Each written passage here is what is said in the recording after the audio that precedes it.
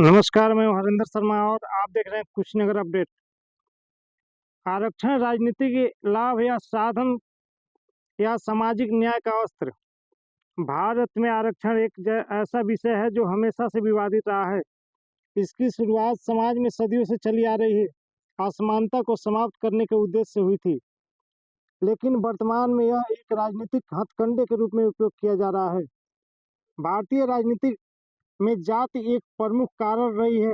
राजनीतिक दलों ने विभिन्न जातियों को अपने वोट बैंक में परिवर्तन करने के लिए आरक्षण का सहारा लिया है। इसके चलते आरक्षण का मूल उद्देश्य, जो कि समाज के पिछड़े वर्गों को समान अवसर प्रदान करना था, जो कि कहीं खो गया है।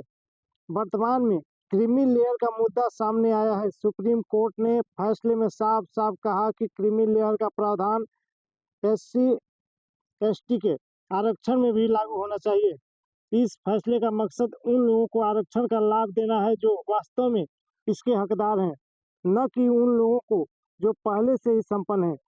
लेकिन कई राजनीतिक दल इस मुद्दे को अपने वोट बैंक को मजबूत करने के लिए इस्तेमाल कर रहे हैं।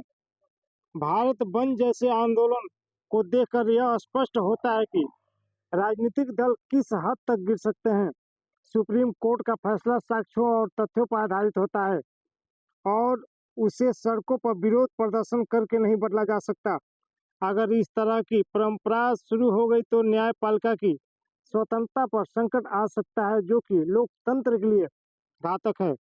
क्रीमी लेयर का लाभ उन लोगों को मिलेगा जो वास्तव में दलित और वंचित हैं। इसके बावजूद कुछ राजनीतिक दल सस्ती राजनीति के लिए इस मुद्दे को विवादित बना रहे हैं। यह दुर्भाग्यपूर्ण है कि जनता को भ्रमित करके वे समाज को जातियों में विभाजित कर रहे हैं।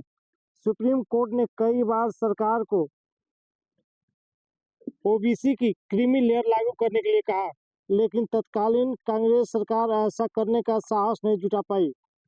यह दर्शाता है कि कैसे राजनीतिक दलों ने अपने हितों को प्राथमिकता दी और सामाजिक न्याय को दरकिनार कर दिया।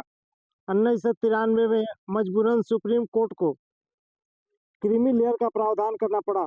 भारत में आरक्षण का मुद्दा केवल सामाजिक न्याय ही नहीं रह गया है, बल्कि यह राजनीतिक लाभ का खिलौना बन चुका है।